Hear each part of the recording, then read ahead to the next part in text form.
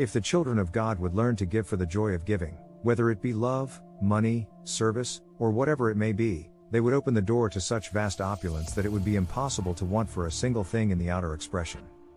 The unfortunate thing in humanity, which has caused such rampant selfishness and unprecedented condemnation of each other, is the idea of claiming ownership to these wonderful blessings of God, for there is but one love acting, one intelligence, power, and substance, and that is God in every individual.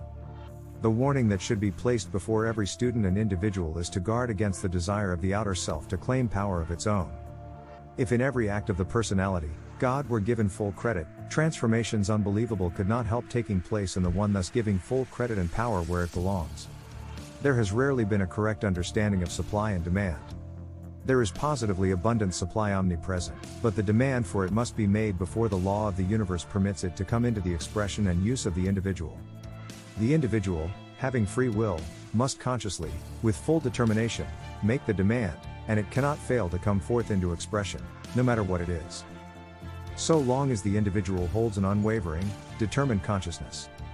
This simple statement used with sincere determination, I am the great opulence of God made visible in my use right now and continuously, will bring to the individual all he can possibly use. The limiting element so many students seem to be unaware of is that they start out declaring the truth, for instance, as in the above statement, but before many hours have passed over their heads, if they were to analyze themselves conscientiously, they would find in their feelings lurking doubt or fear, for both these are feelings. Naturally, this neutralizes to a large extent the constructive force that would quickly bring about the fulfillment of the desire or demand. Once a student can become fully aware that every right desire or wish is God in action, propelling his energy forth to full accomplishment, and is always self-sustained, he would become aware of the limitless love, power and intelligence he has with which to accomplish any given purpose. With this simple understanding, the word failure would be completely wiped out from his world, and in a very short time from his consciousness, because he would see that he was wielding intelligence and power that could not fail. Thus, students and individuals come into their full dominion as God intends. It was never intended by the great, all-wise, all-loving Father that any of his children should want for a single thing, but because they allow their attention to become fixed on the outer appearance, which is like the changing sands of the desert, they have, knowingly or unknowingly, cut themselves off, to a large degree, from that great opulence and intelligence. This great opulence is their birthright, which everyone can have who will again turn to the I Am, the active principle of God forever within himself, as the only source of active life, intelligence, and opulence. All through the ages there have been certain standards of conduct necessary for the student who desires to reach beyond certain attainments. This is the conserving and governing of the life force, through the sex. For an individual who has been using this energy without any thought of governing it to suddenly say, I will cease this, cut it off as it were, without understanding the correct attitude of consciousness, would be simply suppressing a flow of energy which he has caused to flow in the wrong direction.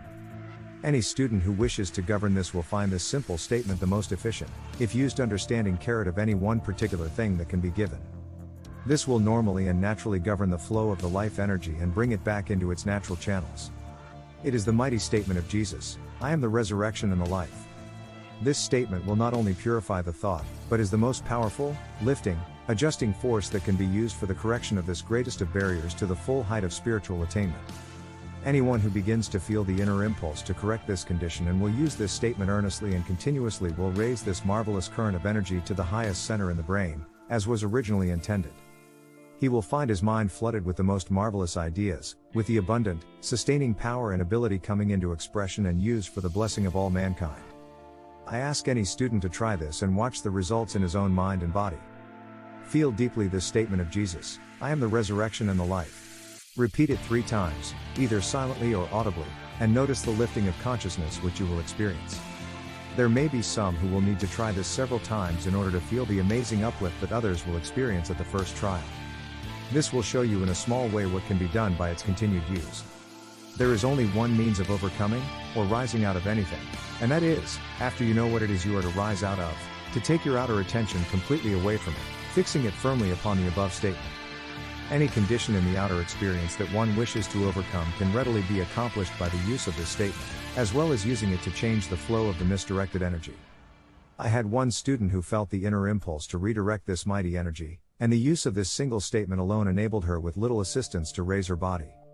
In 1 year a marvelous transformation took place in her entire outer appearance.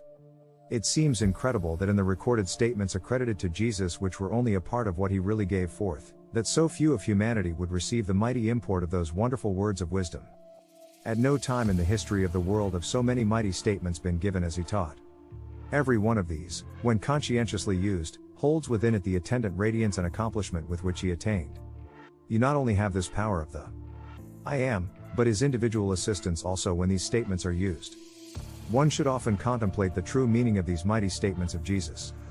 When once you understand that your thought, feeling and expression of I am sets the mighty God power in you into action, without any limit, then you receive that upon which the desire is fixed.